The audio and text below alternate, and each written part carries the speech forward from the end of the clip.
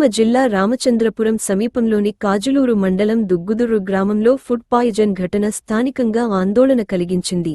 గ్రామ సెంటర్లో ఉన్న కాకా హోటల్ లో రాత్రి చల్ల బజ్జీలు తిన్న అనంతరం సుమారు 50 మందికి వాంతులు, విరేచనాలు ప్రారంభమయ్యాయి.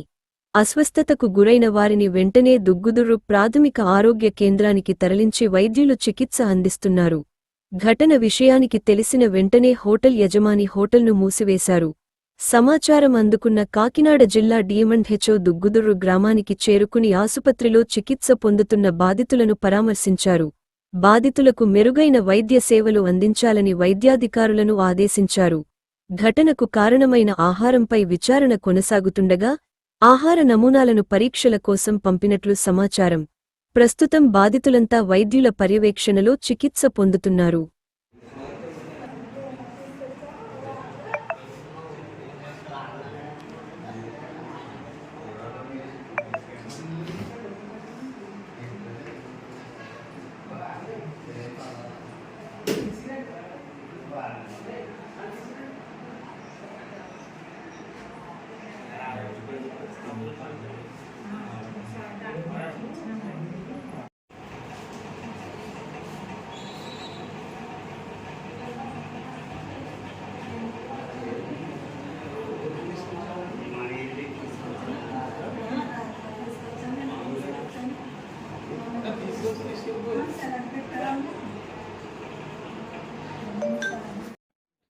నేను దుగ్గుదూరు ప్రాథమిక ఆరోగ్య కేంద్రం వైద్యాధికారి నుండి. నా పేరు డాక్టర్ వై సుప్రియ.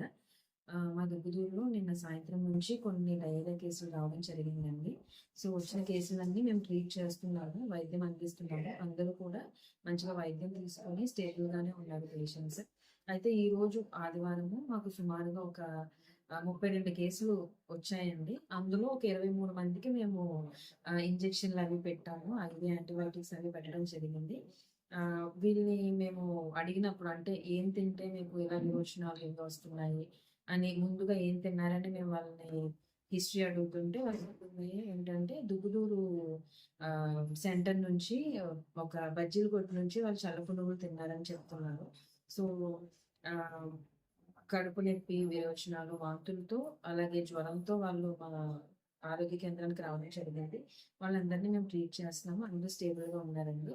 సో ఇది వర్షాకాలం స్టార్ట్ అయింది కాబట్టి సో అందరూ కూడా మీరు తినే ఆహారంలో జాగ్రత్తలు వహించాలని కోరుకుంటున్నాము. అలాగే కాచి చల్లార్చిన నీళ్లు తాగడం కూడా మంచిది. ఎవరికైనా ఇలాగా విరోచనాలు కానీ కడుపు నొప్పితో బాధపడుతుంటే కానీ చిన్నపిల్లలు ఎవరికైనా ఏదైనా ప్రాబ్లం ఉంటే వెంటనే మీ ఆరోగ్య కేంద్రాన్ని సంప్రదించండి.